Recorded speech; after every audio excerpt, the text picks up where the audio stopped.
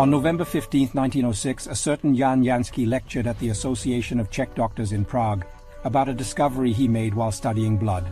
He discovered that human blood can be divided into 4 groups, which he also labeled using Roman numbers from 1 to 4, and that some of these groups are incompatible with each other.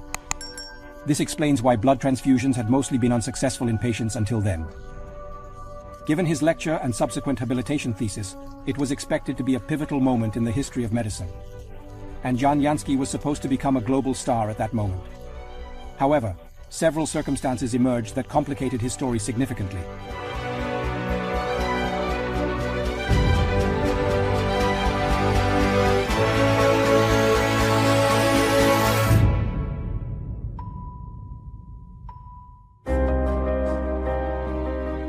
Jan Janský was born in 1873 in Prague's Smíchov, which was still an independent town, to a wealthy family of a local soap manufacturer.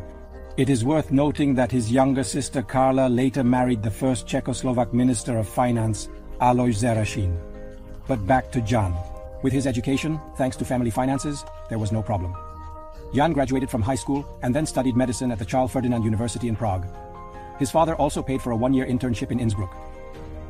The year 1898 will be interesting for our story, when an active and modern young man, involved for example in the first association of cyclists in Smíchov, gets engaged to a girl from another wealthy family, Hedvika Bečková, with whom he will later have 2 sons. That same year, he also finishes his studies and must choose a medical specialization.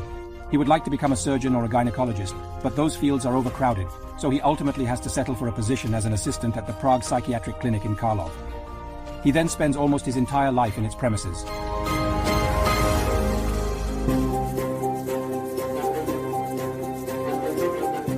Psychiatry is in its infancy at the turn of the 19th and 20th centuries. Many do not even consider it a serious science yet, and the funding of the institute reflects this. However, the head of the clinic, Professor Kuffner, wants to change that and gives Janský free rein. He begins to treat the mentally ill with common activities such as painting, but also gradually builds a scientific library and laboratory at the clinic with his own money, which he sets up directly in his bedroom. This is because the strict Professor Kuffner has ordered him to stay overnight at the clinic.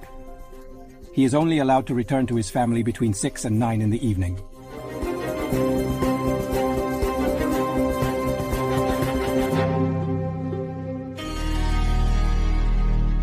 This event becomes a key moment in Jan Janský's career. One of the patients with suicidal tendencies slits her wrist with shards from a broken window. Coincidentally, her husband comes to visit that evening. Jan Janský is on duty and sees the only way to save the heavily bleeding woman is through a quick blood transfusion, which at that time, for reasons still unknown, is an incredibly risky procedure that the patient often does not survive. After the first blood transfusions in the 17th century, they were abandoned due to completely unpredictable results, and in many hospitals, they were even strictly prohibited. But better some hope than none at all. The quick-witted and remarkably calm husband offers his blood, and the woman miraculously survives. When Janský later recounts this incident to his friend, also a doctor, he shares an entirely opposite experience. He himself tried to save a severely injured little boy, using blood donated by the boy's mother. She was quite understandably stressed and in shock at the time of the collection. Unfortunately, the boy did not survive. This hypothesis occurs to Janský. Does the composition of blood change according to a person's mental state? Could mental illnesses or predispositions to them be read from blood, for example?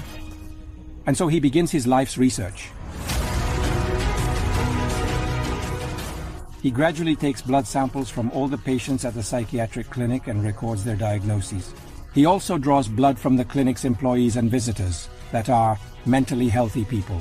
In total, over several years, he collected 3160 samples, which he allowed to react with each other. Essentially, he was simulating a transfusion on a small scale, and then trying to draw some conclusions from it. The result of several years of hard work is devastating. There is no relationship between the psyche and the composition of blood. The hypothesis was incorrect. But what is absolutely clear from the results is that blood can be divided into 4 different groups based on the properties of the blood cells and their mutual reactions.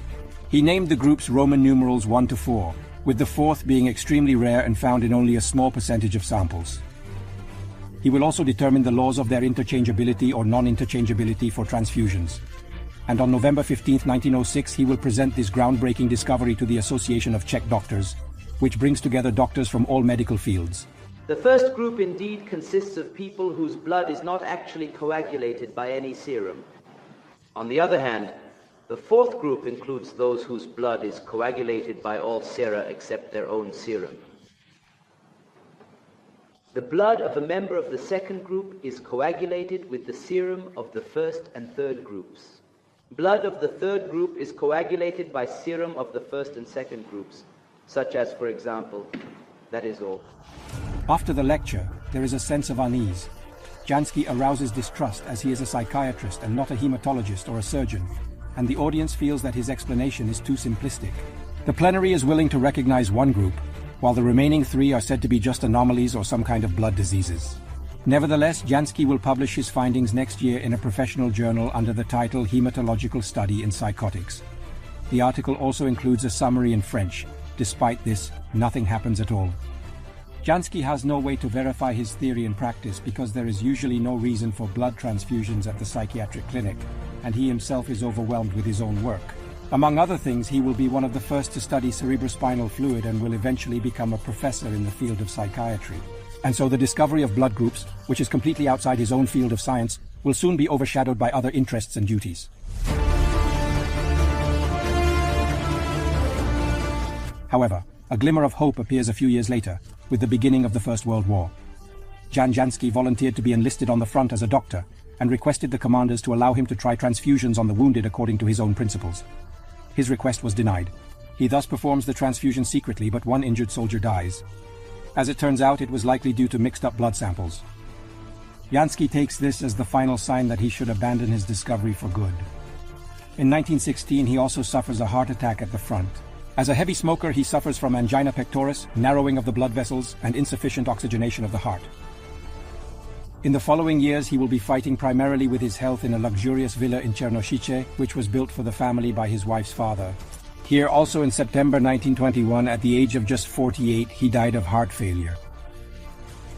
At the time of his death, there was no one in Czech professional circles who acknowledged him for any special merits, or even fought for his discovery on the international stage, which, as it turns out, would have been very necessary.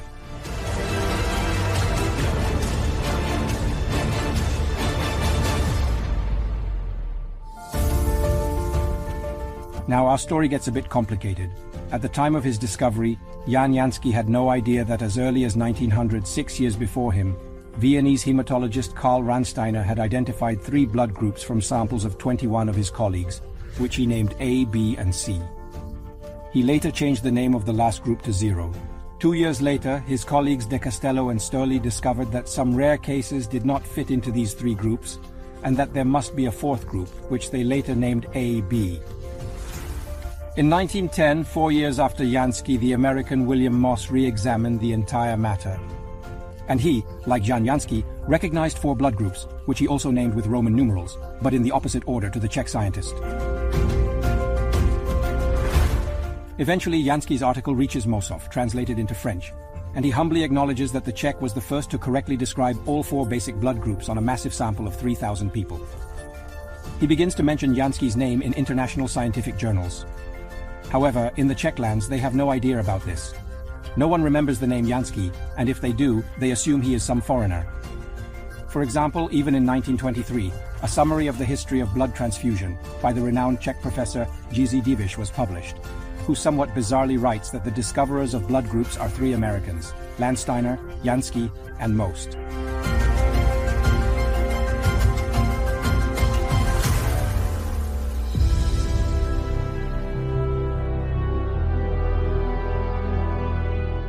Only a few months later, a delegation of Czech scientists at the International Surgical Congress in London will learn that Jan Janský is not an American, but a Czech. Upon returning home, he verifies everything and discovers that the unknown Czech hero is real, and his groundbreaking work truly exists. Unfortunately, its author has been dead for 2 years.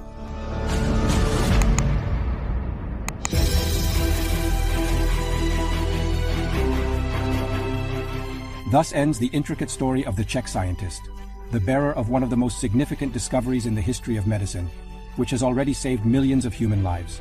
A man who could and should have become a global star. Instead, he died in obscurity. The world is unpredictable, just like the composition of blood.